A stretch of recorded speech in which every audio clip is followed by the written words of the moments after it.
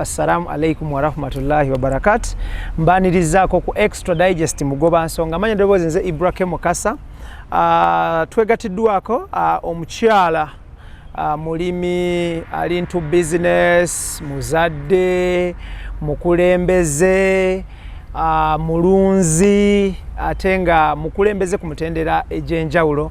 Omukyala amanyiddwa nga NAMUTEBI Liz owa Liz Mixed Farm. Lisi Mixed Farm. Gwe tulinayo olunaku olwaleero luno. Programu yaffe yasembayo amugijjukira twali tutunuulira ennunda y'enkoko eri modern. Era nga enkoko zino azirundira ku large scale. Tubale tuludde okuddamu okumukyaza because atunuulira ebintu bingi nnyo, akola ebintu bingi nnyo, abeera mu ggwanga n'afuluma wano ne wali. So olwayo tusazeewo tutunuulire teeseteese olukuŋŋaana lw'abalimi n'abalunzi mu nsi y'e Bungereza omwaka guno nga almost nga guggwako, agenda kubanga atunnyonnyola n'ebigwa mu kkowe eryo. Tuteeseteese ate okumukyalira tutunuulire ennima gy'aliko modern farming, era tujja kwongera okwekenneenya ne mu kulunda katini nnyo. Ali into accommodation, ajja kubitunnyonnyola real estate n'ebigwa mu kkowe eryo. Tukwanirizaako ku show, nsaba obuuze ku balungi abatulaba. Assalamu alaikum wa rahmatullahi wa barakatuh. Wa alaikum assalam wa rahmatullahi wa barakatuh. Amanya nze Liz NAMUTEBI nga mpangalira Bungereza Birmingham, UK, mu kabuga bakayita Northfield. Nga ndi registered care manager owa Laura Care Agents Limited. Ndi social worker with Birmingham City Council. Ndi president wa Birmingham Uganda Investment Convention. Ekibiina ekigatta bannayuganda abali mu Uganda ne bannayuganda abali mu Bulaaya ne mu mawanga g'ensi endala zonna. That is very good. Nga mu Uganda ndi director wa Liz Mixed Farms ekisubi, ate ndi director wa Liz Courts Holiday Apartments, and I'm in real estate.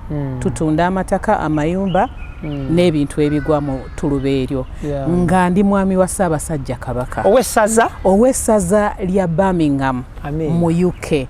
Kitero abantu nti kubanga ntuula ku lukiiko lw'e Manchester mu Birmingham ndimu omukulembeze omu, nkiikirira Birmingham nzekka ng'essaza. Kati because siina lukiiko ntuula ku lw'e Manchester, so ndi mwami wa Ssaabasajja Kabaka atwala ebbendobendo ly'e Birmingham naye nga ntuula ku lukiiko lw'e Manchester. Tweyanza nnyo tweyanzege. Twagala kusooka kukulisaayo emmengo gye buvuddeko jjo ly'abalamu wano wasisinkana ow'ekitiibwa Katikkiro wa Buganda Charles Peter Mayiga. Tukwagala nnyo taata waffe, Katonda akutuwangaalize nnyo ate genda maaso okulamula Obuganda. Amiina. Tukukulisaayo tutandike n'ekyo kulikayo emmengo, kulikayo Bulange, ebifaananyi twabiraba, amawulire twagalaba. How did it go? It was really beautiful. Neyanza nnyo Ssaabasajja okubanga yampa obwesigo obwo n'asiima okuba nti mulabiririra ku bantu be abali erudde eyo nga taliiwo. Era bwe namala okuba nti kubanga natongozebwa Katikkiro lwe yajja Manchester, lwe nafuna obukulu obwo ne bunyambazibwa, then nenzija e Bulange okusiima kubanga nali situukangayo mu kitiibwa ekyo ng'omukulembeze.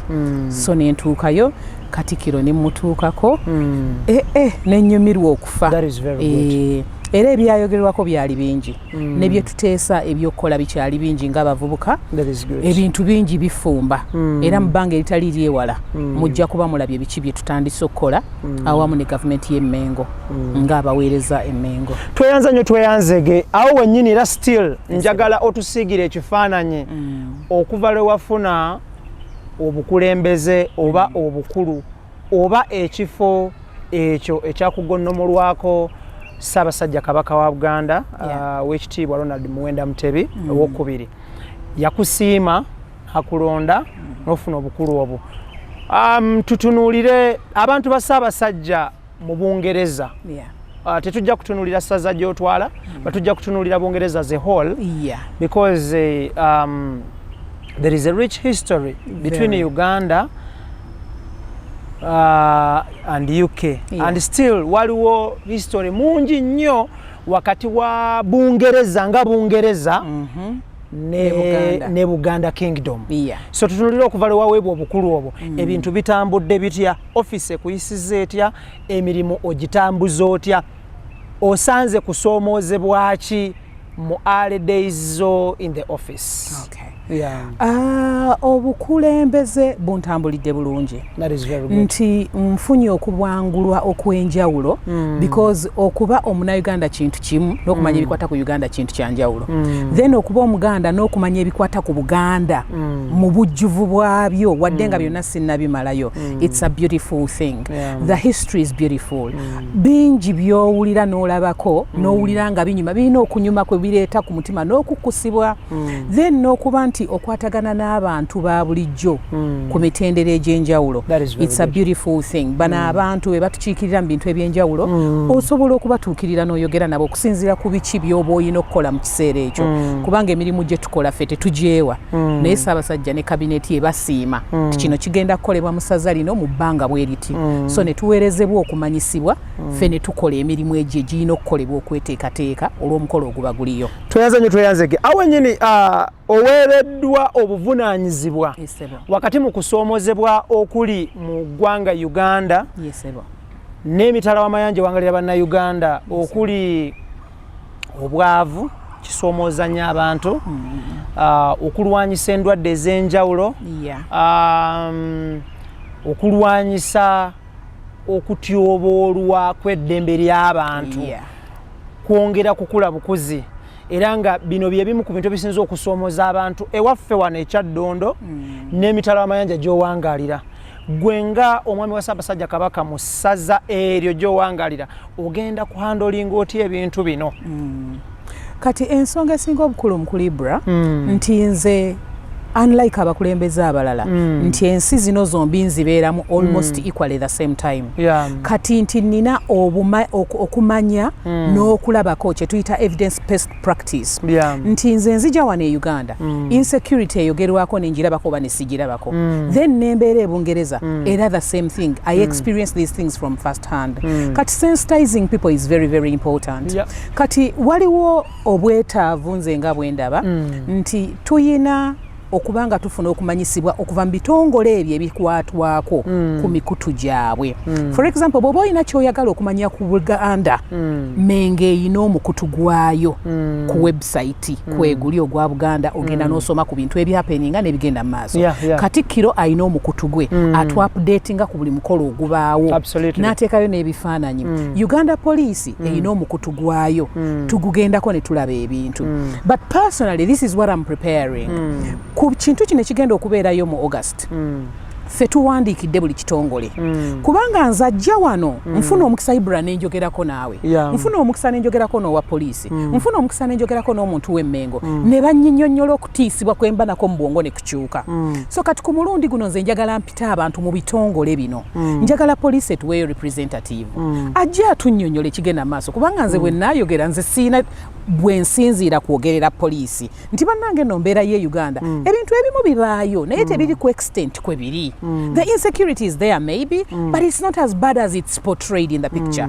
So tuli muku wandiikira bakulu batuweereze bekikwatako bajje bannyonnyola abantu kubanga obutaba na kumanyisibwa kuno kuleeta okutiisa oluusi n'okutaliiwo. Extra Digest mugoba nsonga IBRAH Mukasa tukyaziza omukyala amanyiddwa nga NAMUTEBI LIZ. Tutunuulira obuweereza bwe mu ggwanga Uganda ne mitala w'amayanja that is mu United Kingdom oba Bungereza okutwaliza awamu. Tutunuulire office yo egenda ku handling etya issue y'okujja abantu mu bwavu because Ssaabasajja atukubiriza okukola ennyo naye nga obubaka buno buyitamu mmwe ne butuuka kufa abantu abasookerwako wansi in line of okukola ennyo okwejja mu bwavu oteeseteese otya? Neyanza nnyo IBRAH. Ssaabasajja Kabaka ye kennyini alina enteekateeka through Mengo mpitirivu ez'okujja abantu mu bwavu n'eza health. Waliwo eza sickle cell, waliwo eza fisitra, waliwo ez'ebirwadde ebirala ebiba bizzeewo nga pandemics. Wabaawo obwetaavu obwo kati olwo lukiiko lunene olunfuga lwe luva waggulu ne lutuwa ebyokkola. On a personal level, nze ng'omuvubuka munnayuganda atuula e Bungereza mu nsi zino zombi ntonzeewo emirimu. Kubanga ly'ettaffaali lye nnyinza okutandika nga sinnagamba muntu mulala nti tuwe emirimu oba tetulina mirimu. Nze nkoze eki? Nze ntonzeewo emirimu nti Lisi Mixed Farms erina abakozi abatakka wansi wa 20. Lisi Liz Coats Apartments erina abakozi, nina aba cleaners, nina security guards, nina abalabirira security dogs, nina kwegamba mu buli kitongole kyentonzeewo nina emirimu. E Bungereza nina care company. I employ Ugandans and British people. Ne Birmingham Uganda Investment Convention erina beekozesa abali behind the scene abateekateeka buli kintu ekigenda okubeerawo omwoleso ogwo. So personally nze nakitwala ng'ensonga enkulu okuba nti nze kennyini nga sinnanenya muntu mulala yenna oba central government oba Buganda government nze ntondeddewo abantu abalala ki emirimu. Ekintu ekirala kyenkola, ennamba zange ziri very available. I sensitize people about these things. I talk to people about investment. I talk to people about savings because IBRAH ensonga enkulu si ya bantu butaba na mirimu oba bantu butaba na ssente nnyingi. Ensonga buli muntu yenna ng'omuzungu bw'agamba nti any fool can make money. Obuzibu buli kukuuma ssente. Era nze nsomesa nnyo abantu mitendera ki mw'olina okuyita okulaba nti toggwebwako ssente ng'oba ozifunye. You have to have a saving scheme gy'okozesa n'ogifollowinga n'ebeerawo nti ne bw'oba okola emitwalo 10 w'ogirya ne giggwawo you have no future tomorrow. Naye olina okumanya nti nkola emitwalo 10 wensavingako 50%, etaano gino bwe baba nga waliyo atakola ng'akeesa n'azibya ekitegeeza gwe akola 10 osobola okuterekako etaano n'okeesa n'ozibya. Okitegeera? So it is all about the mentality of how people think about different issues. Nti buli akatono k'oyina ebeera starting point already oba watandise dda. Ate I always encourage women and young girls obutanyooma mirimu. Ekyo kintu nakyo kikulu nnyo nti wano tukiyina nnyo. E Bulaaya tekiriiyo. E Bulaaya abantu bakola security guard nga mulimu mukulu nnyo IBRAH. Cleaning is a big job as long as omulimu gw'ogutwala ng'ekintu ekikulu ate n'akukozesa naye n'akitwala ng'ekintu ekikulu okusasula. That is what it takes. Naye nga nze mu office yange nfaayo nnyo okuteekateeka emisomo egiyigiriza abantu okwezimba n'okwekulaakulanya. Then nokuba highlighting mu biki by'osobola okutandikirawo. Then there are certain things you have to encourage people about. Omuntu tova ku mulimu nga tonnaba kutandika induction wantu walala. A job is not supposed to be a bed of roses. A job is supposed to pay your bills. Kati naffe abeekozesa nti nze amulake neekozesa emirundi nga 7. IBRAH, my life is not comfortable. It's not a bed of roses. I stress. Nkeera kumakya, nenkuba amasimu nengakoowa, nenyingira wano ku 8 ku 10 nembanga ngatandise. So it's not a bed of roses. Okola olina okuteekamu amaanyi. Era bw'okuteekamu amaanyi ky'olabako kivaayo. The fact that we are in a third world country, kitegeerekeka emirimu tegijja kuba readily available ng'emirala. Naye try ng'otondewo akantu. Yo kyamanda. Amanda bwekali abantu bagokya mu bintu ebyenjawulo. Wajje waffe ku farm ne tukulaga bwe tukola amanda okuva mu west w'enkoko mu Kalimbwe. Amanda nga bagaseera wano. There are those small things bw'osobola okutandikirako. At least nobanga o generating aka income akatono. Akatona akakubeezaawo ate n'okubeerawo kw'omuntu. There isn't a standard measure nti IBRAH buli muntu alina okulya omugaati awaka. Bakiwandiikawa. Extra digest mugoba nsonga kwe tuli tukola ne Dushimez UK store ku Arena Mall balese engoye z'abasajja misipi wallets ngatto masaawa perfumes babayise ba Dushimez UK store ku Arena Mall ensambya omusubuza wangalire China na wangalire Uganda Sankago yazze okuziba eddibu eribadde wakati wa mwawo mu kusaabaza Maria okuva China okujja e Kampala bulambalamba era butereevu babayise ba Sankago Shipping Company. Omwezi ogwokusatu oba omwezi gwa March mu luzungu mubamu olunaku olukulu tu celebratinga olunaku lw'abakyala mu nsi yonna.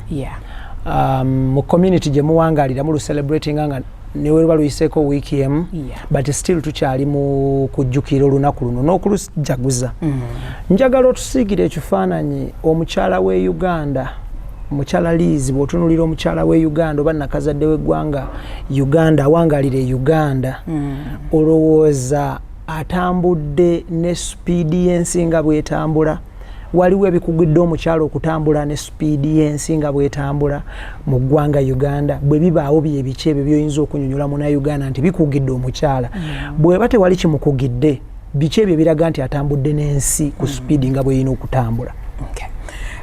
IBRAH, first of all omukyala w'e Uganda nja kusooka omucreditinga nti the fact that I was born in Uganda and I lived almost quarter of the life I have now in Uganda. Abakyala b'e Uganda bafaayo kati kantwale category abazadde baffe bali nti irrespective of anything batukuza batraisinga they made beautiful souls out of us naye nga bw'omala okula n'otuukayo kiraba nti kirabika tekyali kyangu nnyo nti embeera y'essente si nnyangu nga oggyeko ne kiri nti obwavu bungi because of where we are placed in the continent. Kati ekintu ekirala nti abakyala abakoze nze nina abakyala bendaba ku social media okwo abakyala bendaba mu mawulire abakyala bendaba mu entertainment world mu offices ez'enjawulo nga ddala bakoze mu byobufuzi the ones who have gone academical bakoze the ones who have gone physical mbalaba bakoze talent mbalaba bakoze they have really done a great job. Ate ne wabaayo era n'abo nga ensi bw'ebeera abatatutte buvunaanyizibwa bwabwe kufaayo kubaako kye bakola ndowooza biibwe byaba categorizing nga basile queens nga it's all about looking gorgeous and beautiful kaviri kubanga kali on fleek you understand kati nze ntunula wano and I'm like yes ensi eno first of all the climate the weather is beautiful absolutely IBRAH ffe tubeera mu jacket full time obimanyi tonyumaako kubanga onoonya ne woonyumira nga tolina because engoye za season tojja kwambalako kagoyeko bwe kati ku lunaku lw'oyagadde ggwe season baagitegeka yekufuga nti ne webatoyagala exactly olina okuteekako ekikoofiira ebintu obiraba sikaafu ogyetaaga masiki ne tuzambala ne wootagyetaagidde because the environment is not really favorable naye nga omukyalo Omunayuganda given all factors being equal yandibadde asinga ku mukyala w'e Bulaaya kubanga ffe wano tuyina ekya weather ekyo kintu kikulu nnyo and two ebintu ebitawaanya ennyo abakyala is our appearance ng'oggyeko ssente abakyala twagala nnyo okulabika obulungi obutaba banene nnyo ebyo byebintu ne bitomentingira ddala women world naye wano tulina organic food then you find out nti ate oluusi ffe struggling ennyo ne body weight n'olaba nti oluusi biba tebikwataganye naye nga abakyala abakoze nja kitebolinga nti it's across the board mu Bulaaya abakyala abakoze abakyala abakoze tebakoze and ebintu ebyo ebiyambye abakyala okukola kubeera committed omuntu olina okubeera bw'obanga oyagala okusoberera successful at any level in anywhere olina okuba ng'oli committed ekintu olina okuba ng'oli willing okukikola okukiddiŋŋana perseverance and persistence buli lunaku IBRAH tosobola gamba nti leero ngenda kukola ku 4 enkyanja kukola ku 6 luli nkoze ku 9 that is not consistency you have to have reliability consistency and perseverance olina okulemerako oyina okulemerako ebintu tebikyuka bukyusi just we bityo nti nfunye omulimu nze tebannannyongeza ssente myezi 6 oba 3 ngenze ngende iwalala nze abantu b'enkozesa bonsaba okukwongeza ssente within the first 3 months or 6 months nkuteeka ku listi yange y'abatagenda kukola eyo oba otuuseeyo otya oba n'omulimu tonnaguyiga tonnaguwasa okitegeera ate osaba kwongeza ekiki kyotannayiga 6 months for induction gwe kennyini oba okyali liability eri company buli kaseera tukukeera IBRAH awo waloginze in si weewe IBRAH awo watadde uniform si weewe IBRAH emmere gye babadde enkoko si ya ssaawa zino tuba tukyakuyigiriza but your brain is already fixated on the gains before what is bringing in the gains. Awo nyisoka pozingemu. Oyagala kugamba mulungi atulaba nti emyezi 6 almost jibeera ja orientation mu company. Yeah, oboyiga. IBRAH oboyiga. oba oyiga abantu bafune obugumiikiriza mu mitima ate bw'ogenda ku mulimu IBRAH okuva lwe natandika wano okukola nasooka kuba PA wa bakama bange naye okuva we natandika okukola bw'ogenda ku mulimu toba bubeezi mu bakozi lemerako lwansonga nti nze IBRAH teriyo mulimu gwe nali nkoze nga bakama bange bagamba the best 5 be basigaza singa obuzibu bugwa nga siriiko. You have to go beyond what you're supposed to do. Bw'obanga ozze nti ozze for example nze we nayingira government ye Bungereza okutandika ogikolera bwe nagenda mba ne pini yange as a registered social worker buli kyenkola mba nakisoma ate nga buli kyenkola mu ensobi banenyanze ng'omuntu so si government comes back to you exactly naye nze ntuula ne neebala nti bampa emirimu 10 wiiki emirimu gyange nengikolera mu nnaku ezi nenva ku desk yange nengenda ku desk ya mukama wange kubanga jjukira ate naye mukama we emirimu nze gyampa giwaye nentuula wali ne mubuuza nti owange gy'otuwa emirimu giri wankutegekereko okiraba ne muyisizaamu mugije kati olugira nga ntirizi kati gwogigabira banne emirimu olaba already nti nze neewadde eddaala bwe mmala okuba nti nze njigaba ba managers ba seniors ba regional lwe bataliiwo nze mbatuulira mu kubanga birimbi manyi exactly bagamba gwaliwo shadow tetuliiwo so mwenna abato bannange ne mubanga ate mubuuza nze ekyokukola kati okiraba nti even before doing anything if I said I want to leave or change departments that is going my bosses because I go over and alwana nyoto vaawo exactly era buli kyoyogera nze bwe ngamba ku boss wange yenna nti I need a meeting with you the first word ekimuva mukaba don't talk about leaving you're not leaving this department okitegeera bw'ogenda ku mulimu weefuge gwefunze si mu bubi naye gwefunze nti okola kyoteekeddwa okukola n'okisussa nawo. Njagala tutunuulire the syndrome y'omuntu okeera ku makya for example ne balanga omulimu mu mawulire oba ku website n'olabako akalango nga balanga nti twagala omulimu so and so in such and such a department ng'omuntu already alina bye basabye baagala katugambe empapula bweziti emyaka bwegiti n'ebigwa mu kkowa eryo naye ng'omuntu tannaba kugenda nakola interview n'atandika okubudgetingira ssente ezo. Ekintu ekyo lowooza kiva ku ki era tuyinza kinogera tutya eddagala because kikatinga across abaana ab'obulenzi n'abaana ab'obuwala. For example nze nkola ne NTV ne Spark TV basobola okulanga mu Daily Monitor omulimu bwe balanga omulimu Daily Monitor ne bagamba nti twagala producer ng'alina degree bweti ne bweti tugenda muwe miliyoni bweziti ne bweziti experience ya banga bwetebe kati omuntu bino byonna n'atabitunuulira bino nakkirira ku salary chwap nagamba tubazimpa nkole bwenti olwo n'alyoka afuna amaanyi agagenda okukola ki okwapulayinga omulimu ng'asoose kukwata salary egiweeyinga. Syndrome eyo eva ku ki 1 2 eyinza kunogereetwa eddagala era esinga kukosa baani? IBRAH syndrome eyo esinga kukosa abantu batufunamu kubanga buli muntu olina abantu mu bitabo by'enzikiriza zonna bitukakatako okulabirira famire zaffe naddala ab'eŋŋanda zaffe.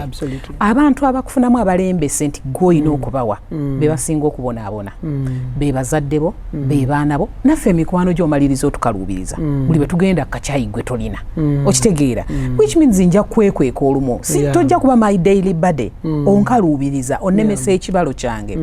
Ekyokubiri IBRAH ebintu ebisinga bye tukola mu nsi muno kkiriza nti biva ku DNA biva ku lubaya butonde bwaffe. Kizibu nnyo omuntu okuba ng'ova mu famire yali enjava ennyo generation after generation gwe nojja n'okola ebyewuunyisa mu kibuga kizibu nnyo. Kati abazadde baffe mu kyalo eyo gye baava nze jjajja wange teyali bilioneya naye jjajja wange yalina abatwa sebo lufula abakinjaje we basalira ente ezigenda mu kibuga walinga mu lujja lwa jjajja wange and it was a very small scale thing basalira ente obanga omukaaga was quite young naye yayina that commitment nti nga Monday to Friday saawa 9 jjajja mwami ababweru nga bagenda kusala ki mwenda ngo budde bucha ogwekiro kubanga zina okujja mu kibuga kati okiraba nti yayina already he was a hard worker yayina perseverance that is doing something every day he had continuity and he was reliable to people bringing these cows for slaughter okiraba kati nze bwonsanga olwaleero nga nkola tekisobola kwewuunyisa nnyo kubanga background gyenvaamu singa ebyo ebiseera twali tu translating hard work into monetary terms jajja wange yandibadde billionaire okitegeera kati when I look at my mother and my dad their stories about work they are very very incredible so kunze okukola baasindika asitamye nti nze by senior one mama waffe teyatuwanga ssente yonna gwe ng'omuntu asasula school fees yekka genda osome n'akukwasa omuzigo gw'abapangisa gumu IBRAH n'owandiika lisiti bweti nga ya mitwalo 8 egenda ku ssomero manya conflex manyani omuzigo guvaamu mmeka gyabanga oba ebiri oba esatu n'akugamba nti omugagga owandiise lisiti kale katuleete ebokisi yo ze bakukuŋŋaanyiriza emyezi 3 ng'oli ku ssomero n'akukwasa bokisi yo ne lisiti yo n'agikuddiza n'okaaba amaziga n'osiiyita n'akugamba nti ensi bw'eba kati nze nafuna okutegekebwa okw'enjawulo oluusi abazadde kwe batakola omwana muyigirize okubiisana mu ekyo ekitono ekiriwo ensi terina lwebana ssente zimala not even to any billionaire kati nze maama wange bwe yankwasanga ekibokisi kyange nga kirimu 6 nga shopping list nale nina yana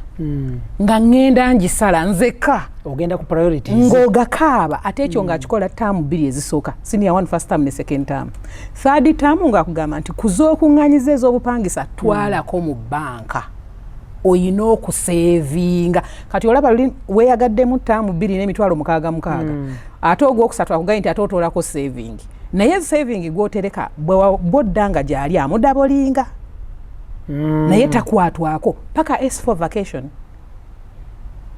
okitegedde so nze by senior journalist yatwala byakulya ku ssomero nga ssente bwenzibala tebikola nga nkola ekintu kimu ssente zange zakugulako omugaati nakadomola kakwenja akyaliyo bannange sanisipu ne kwenja simanyi but so I learned nti nina okusigaza kashi mungi than okumuspendinga so okukola kuno kuva ku DNA kati nze saawa eno obwongo bwange butunuulira nnyo ne mpambye ntya wentudde how do I take over the seat permanently than what I'm getting from the seat because the seat IBRAH we mmala ogiwamba ne mmanya nti mugoba nsonga eno tetambulanga siriiwo olwo mpa terms and conditions okitegeera naye IBRAH oli nga tetunnamumanya owa UTV terms and conditions wali oziwaani tewabeera olwaleero IBRAH oyogera n'otugamba nti sijja kulaba ku nnyanja kusobola mukaaga but that time you had no bargaining power absolutely bargaining power ejjana kikyoleeta ku mmeeza it doesn't matter oba wa ne bwe buba bufumbo if you have nothing to bring on the table you can't kweko oba waliwo akantu akatambula ennyo ku social media oba okalaba nti omuntu omwavu ne bwe muba mu family meeting bagamba asumbuwa byabayogera biba bitama era bagiranga baga nti kojja gundi tulako wansi tumala okuteesa kubanga byoyogera togenda bikwetinga mu ssente oba kuyamba okiraba so kati ekintu ekyo bwe tuyinza okigoba IBRAH accept we are not all meant to work and each family has this one celebrity atakola ne bwobanga emirimu ogimuteereddaawo nga ne bw'omuteeka ku salary nti nkuwa weegi buli mwezi IBRAH nga yabwereere era naye mulema okumanaginga tugende mpolampola omuntu nga taafune newe bamuwo essente zatakoleredde zimulema tosobola zimanaginga nze kati I will not mention who this person is in my life naye nze omuntu ono muyina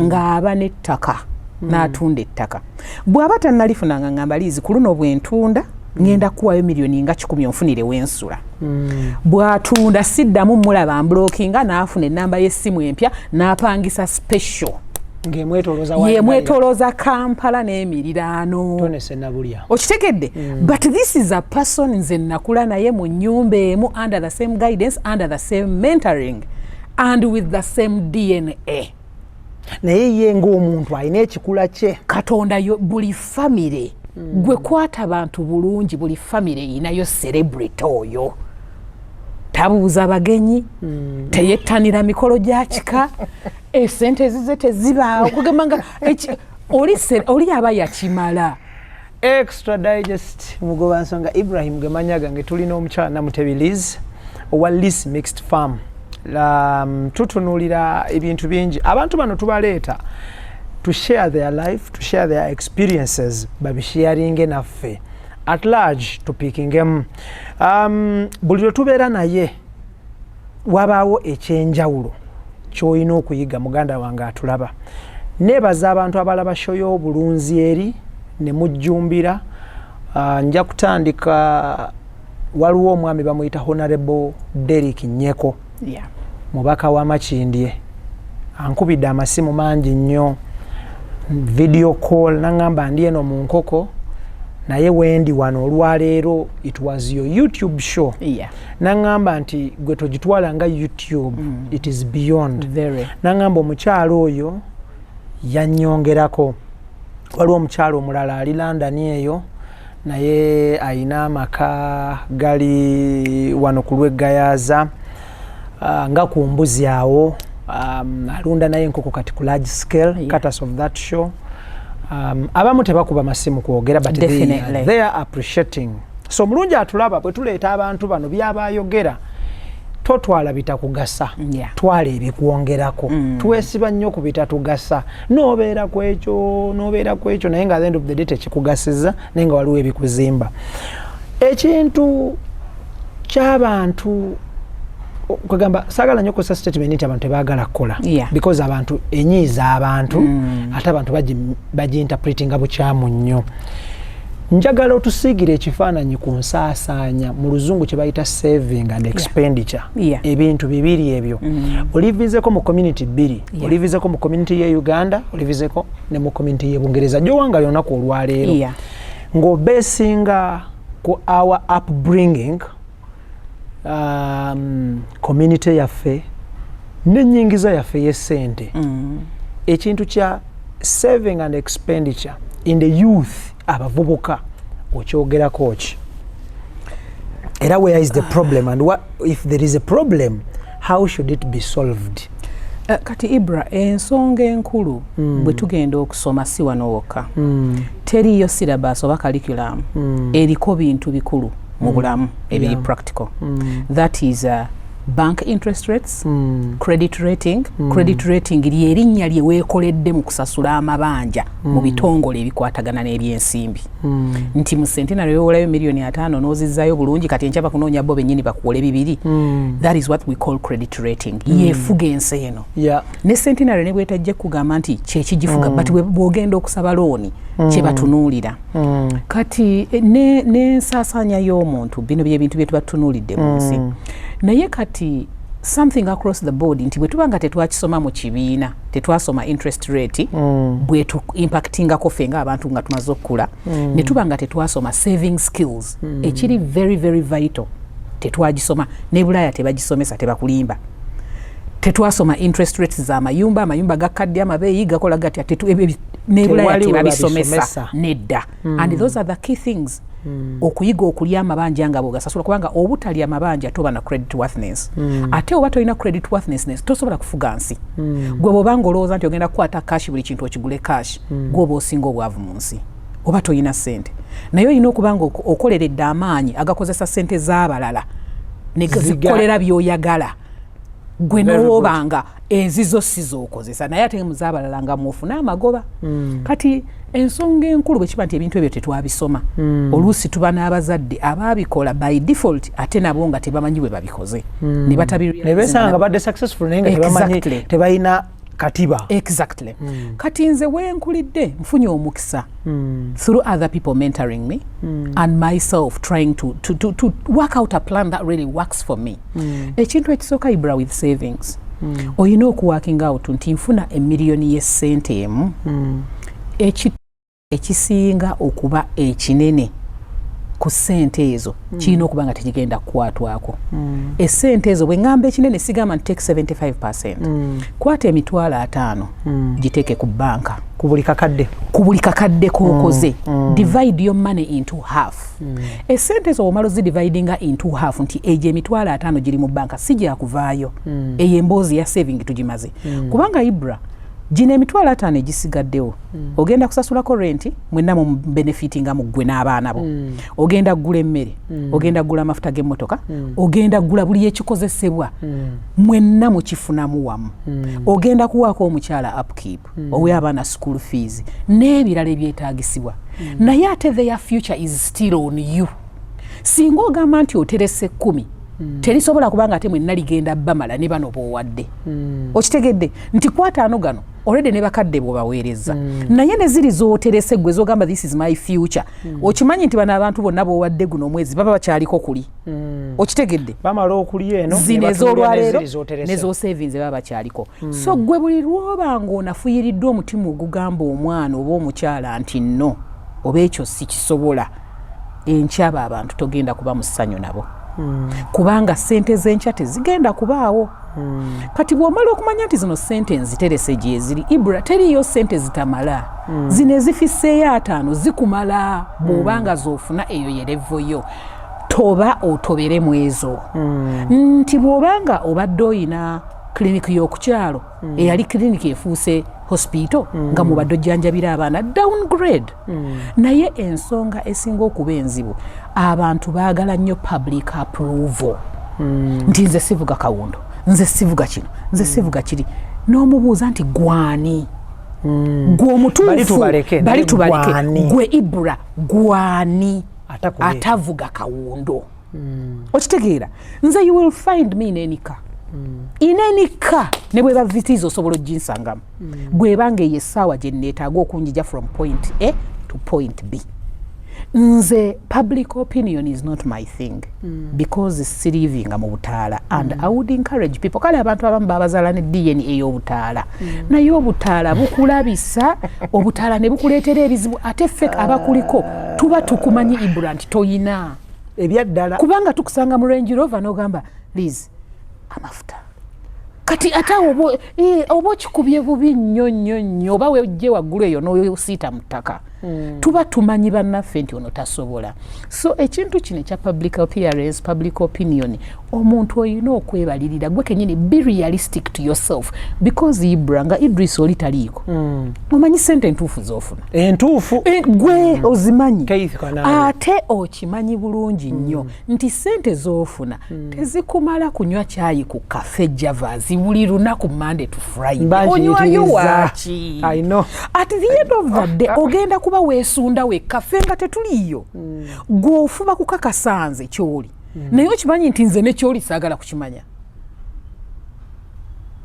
saagala kumanya IBRAH kyoli it doesn't help me mukyala Namutebi abantu balekere batya okukakasa bakole ekyokulekera okukakasa what should be done IBRAH live your life at the end of the day it's all about you IBRAH kola ebintu ebikusanyusa bw'obanga gwe ekikusanyusa because teriyo standard measure nti IBRAH ekikusanyusa bwe kibanga kugenda cafe Javas nange kye kirina okunsanyusa nze omanye ekisinga okunsanyusa kamasaaji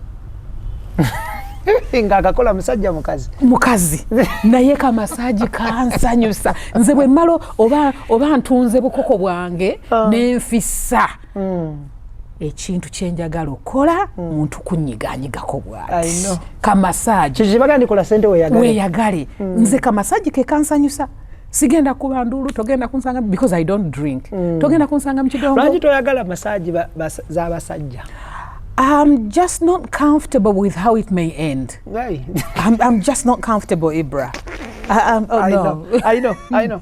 Nenga nze kamasaaji ke kange abantu tuleke okulowooza nti obulamu obulungi bwebwo IBRAH bw'oliivinze ate tuyige okuwa abantu credit kubanga omanyi IBRAH buli lw'otakkiriza nti omuntu akusinga tosinziira mutuuka okitegedde obwo bwe buzibu obusinga you damage your brain by lying to yourself obalaba wano nga baataakinga abantu ku social media ne baataakinga Zari ne baataakinga gundi ne baataakinga gundi this is a woman who is driving several different huge cars oba azijja wazirina multi-billion cars exactly sit down omukazi mugguleko olutalo mu bulungi tikati mukolerera namulabye mu jeep asaaga ngenda gifuna look for ways to find it. Ate bana abantu abakozeemu ku ssente, they are very willing to share information. Buzibu nti tebakutera kukwata masimu ge batamanyi.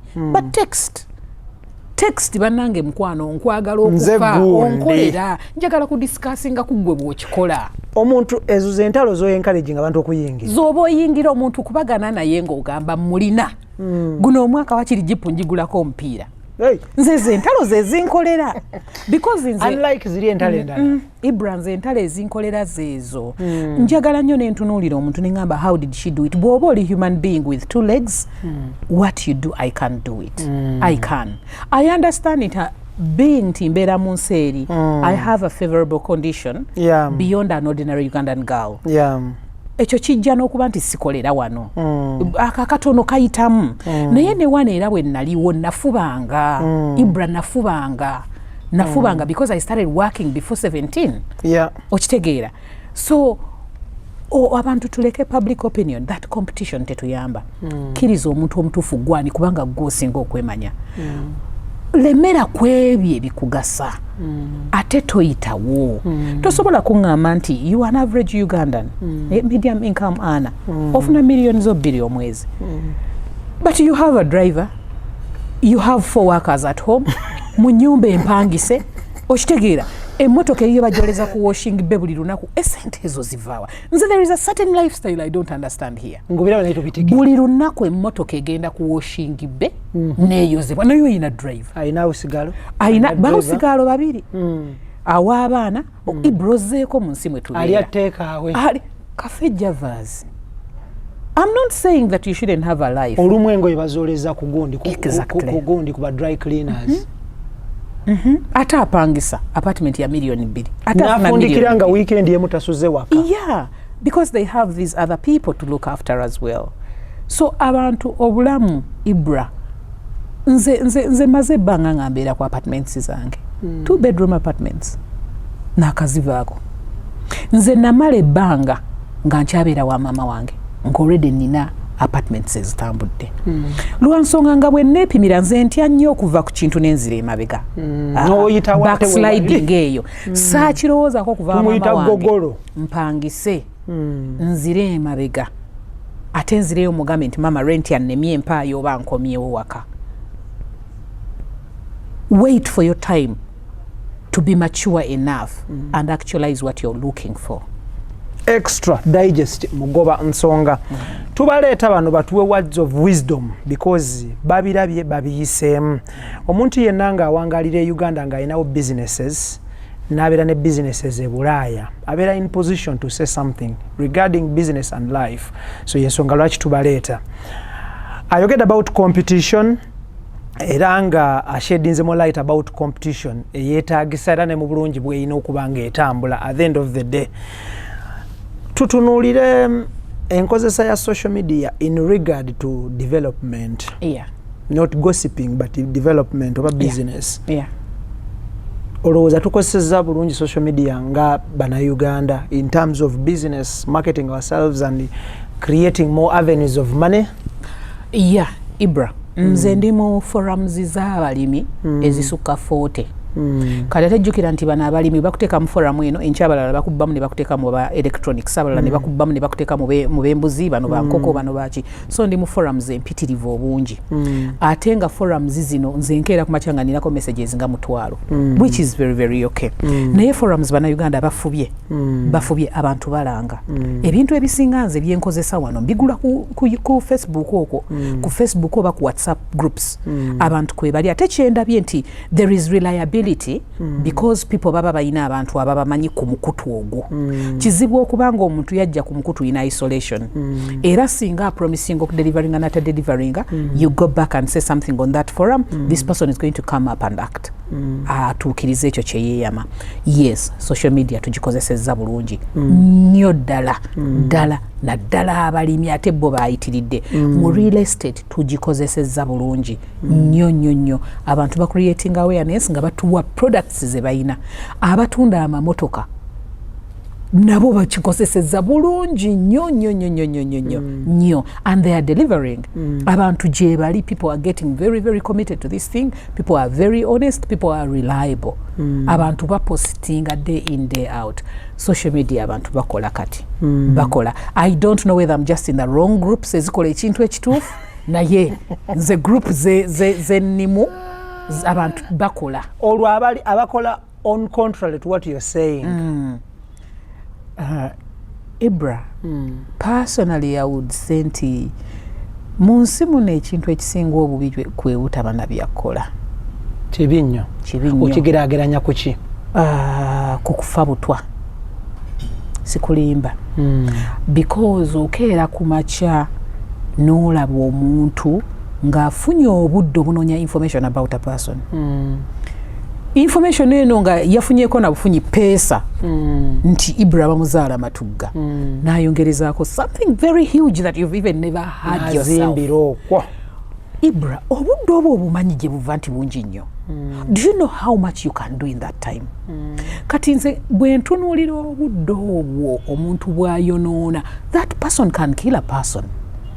Omuntu afuna obudde n'atatya kuguza nsi mu bulimba na mu bukyamu ng'ate ekisinga okuba ntiisa nti they are doing all this with their MBs, with their money nga nobody else is paying. Amaanyi bateekamu mangi nnyo ne ssente ng'ate ffeno tetutaddeemu ne be baguza emboozi z'obulimba tebataddeemu. That is the most annoying thing. It is nerve-wracking. Chikwasa ennaku era ne kikuleeta n'entiisa nti oyo omuntu olowooza tasobola kugenda ku dduuka n'agula butwa n'abuwa muntu. Extra Digest mugoba nsonga Math Agent Services abasangibwa ku Awab Mall opposite Masengere ku second floor.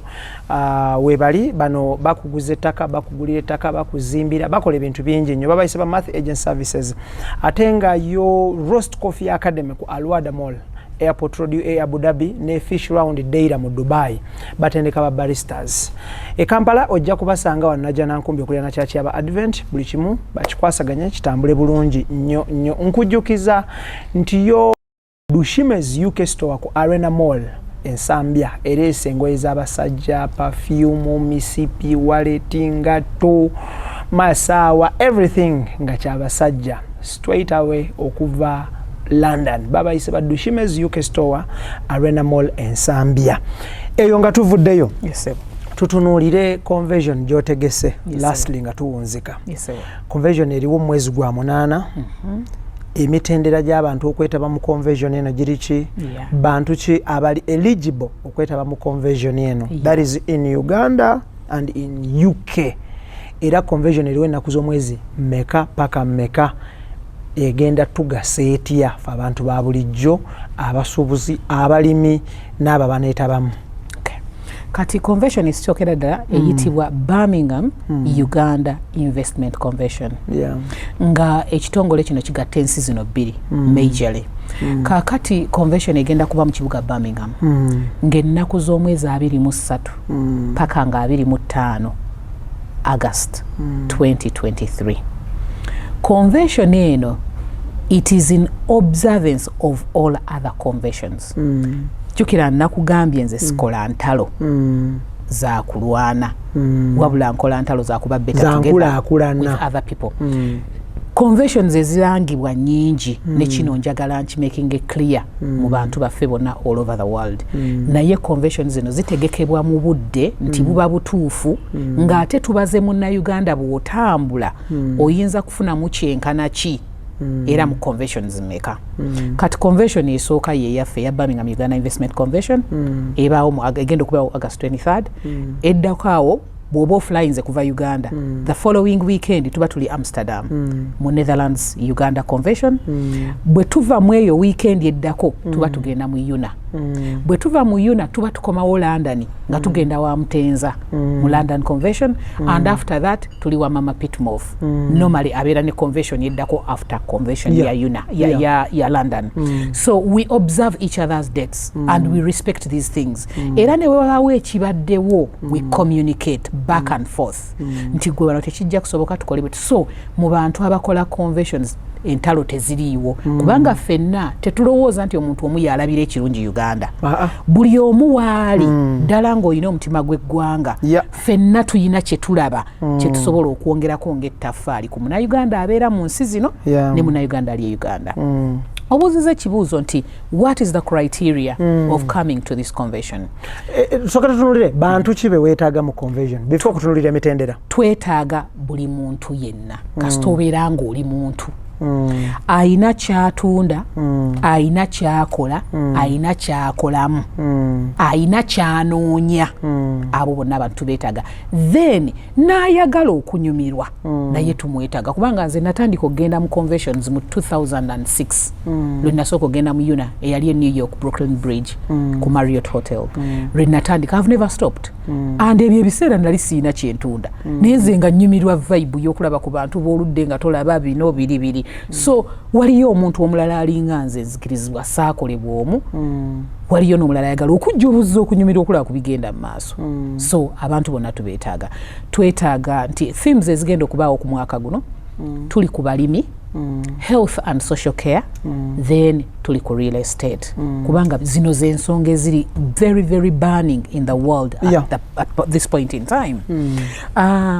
Nze lwaki mpoma omutwe mu kintu kino nti ebintu bino birinamu obumalirivu mu nsi zombi obumanyirivu mu nsi zombi nti Munnayuganda abeera e Bulaaya nsobola okubuulira osobola kulima otya ng'oli Bulaaya n'olima e Uganda oba n'olunda nkitegeera bulungi nnyo.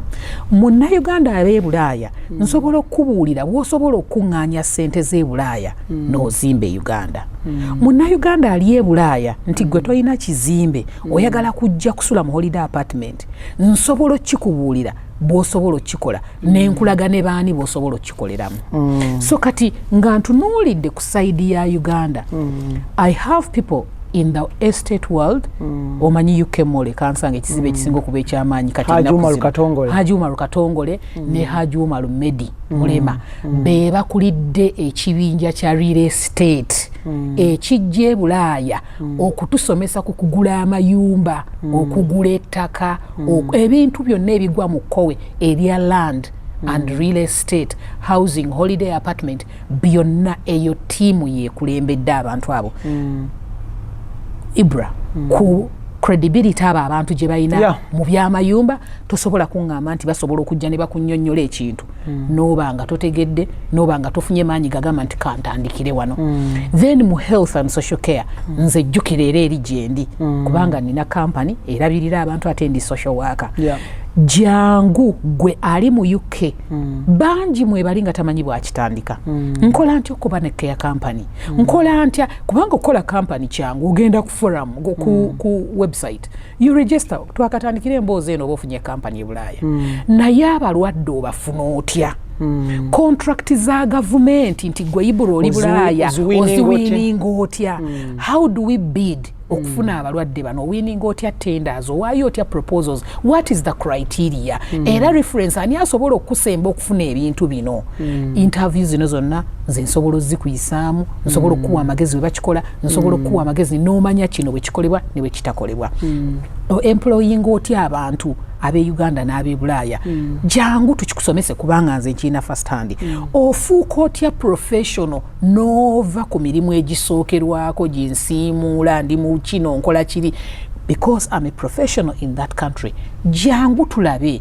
bw'oba oddayo ku ssomero toddayo buzzi jangu olabe mu zino ensi mwoli kiki ekikuyamba essaawa eno we are lucky to confirm nti omukulu Kakensa Henry Ndugwa yakulidde ekibinja ekiva mu Europe ekitali ekya UK ekyaba health professionals because musawo professional qualified doctor. Nurse so olaba nti tuleese abantu abagenda okujja okusomesa ekintu kino jangu olabe nze sibeera Sweden sibeera Finland naye ate bo gye babeera bakikolerayo batya tuyina abasawo abaffe abalala ab'omu UK bonna tubayina on board kakati jangu olabe Munnayuganda akikoze atya tuyina abasawo wano Betty Bosso omumanyi jangu bakusomesa ekintu kino okikola otya mu UK then okikola otya mu Uganda so bw'obanga oyagala bulimi jangu olabe abalimi gyetuli, aba real estate gyetuli, abali mu health professionals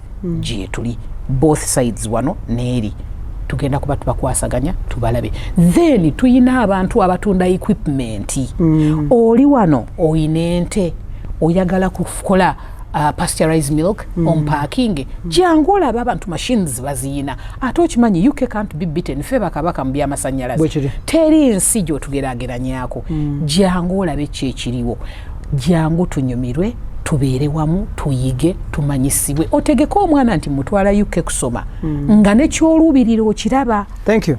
Tutunulire once again ennaku z'omwezi nga meka 23 paka nga 25 omwezi ogw'omunaana.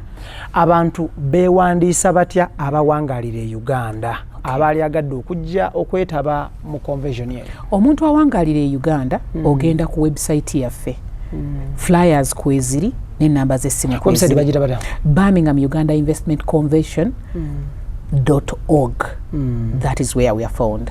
Kati bw'ogendako obeera osobola okwewandiisa n'obeera ng'osasula ssente zo, bank details kweziri. Omuntu ayagala okuweereza ssente z'e Bulaaya tukozesa Centenary Bank Uganda, Post Bank ne Housing Finance.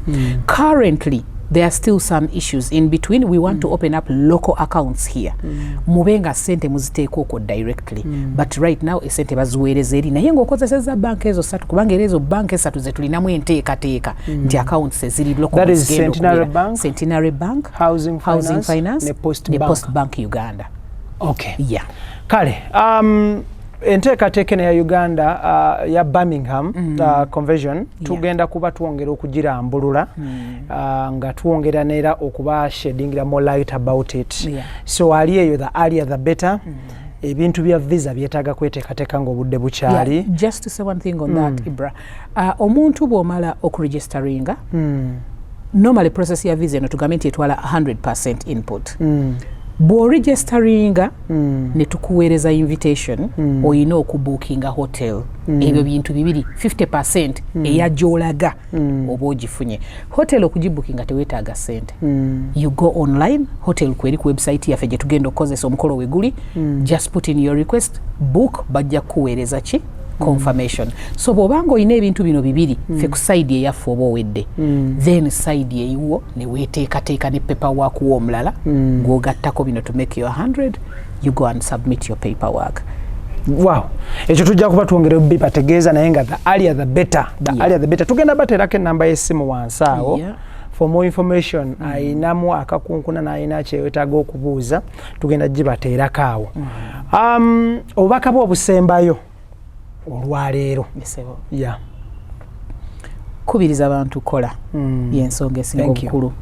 And two, buli bw'oba ofunye omukisa ogw'okubeera exposed, kintu kikulu nnyo okumanya mu bifa ewakwetoolodde n'ewalala.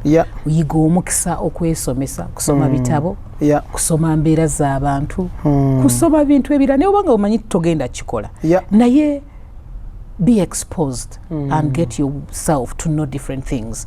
Kubanga knowledge is power. Ekyo ekintu ekisinga obukulu. Okay. Kale, tetugenda kubanga tusukkawo olunaku olwaleero. Njakwebaza omukyalo ono nti buli tumufuna aba nekyagattako. Audience gye twazimba ya Extra Digest mugoba nsonga, this is how you benefit from us. Atakitegeera oyinza obutakitegeera, but tuli wano kurelayinga information opikingemu. Abantu abalaba show yaffe y'enkoko bangi olwaleero bali mu kunoga, obulamu bwabwe bukyuse.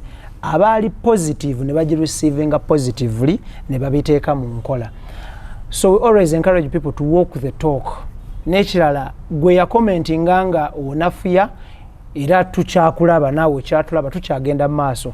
Aba picking leaf bali mu kunoga ssente bakyusiza obulamu bwabwe n'ababeetoolodde. Tumale nnyo ebiseera mu bituwongerako. Naawe amale ebiseera mu bitakugattako, waliwo essaawa envannyuma ey'okwebuuza kye wakola nga tokijjukira era nga tokiraba. Njagala kwebaza okubeera nti buli lwe tukwetaaga obeerawo. Nojja osomesa eggwanga obulira abantu ebirungi ebiri mu kukola. Omuganda agamba nti zibula atudde. bwavu mpologoma bwotwera nako ekulya. Sigadde nze IBRAH Mukasa, nebaza Idris Lukwago, Daniel Mugoya, Keith Kanabe ne Tonesa Nabulya. Mwebale kubeerawo ne tutambuza omulimu guno ogw'okusomesa, okubuulirira, okuteekateeka n'okubangula eggwanga. Katonda ffe awe yayisiza obuweereza bwaffe. Mubeere bulungi, Omukama Katonda abakuume. Assalamu alaikum wa rahmatullahi wa barakatuh. Wa alaikum salam wa rahmatullahi wa barakatuh. Thank you.